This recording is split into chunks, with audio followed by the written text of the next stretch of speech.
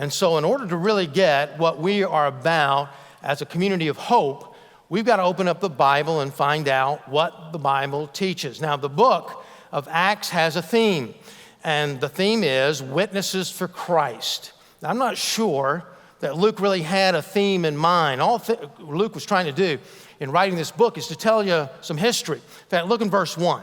It says, "The first account I composed, Theophilus, about all that Jesus began to do and teach." Now, the first account was the Gospel of Luke. That's what that was about. He says, "I'm writing to Theophilus, this Roman friend of mine that I'm trying to lead to Christ. I'm writing him concerning the things that Jesus did and what he also taught." The book of Acts is a continuation of that. In fact, the books overlap in some ways. It's a continuation of that, of telling what Jesus did and what he taught through the disciples, through the apostles, through the early church.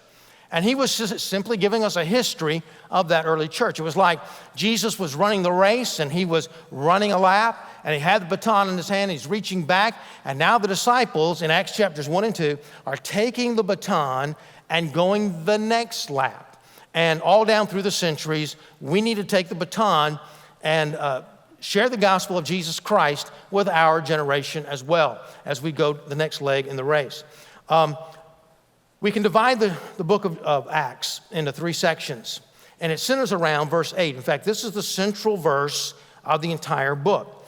"But you receive power when the Holy Spirit has come upon you. You shall be my witnesses, both in Jerusalem and all Judea." That is basically the first 7 chapters of the book. And then in Samaria, that's chapters 8 through 12, and even to the remotest part of the earth, that's chapters 13 through 28.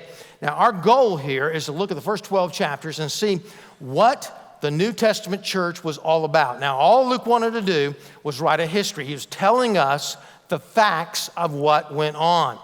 Through that, the Holy Spirit and his witness to us and his calling to us was to give us a theme of the witnesses for Christ, being a witness for Christ, being the heart, really, of our ministry.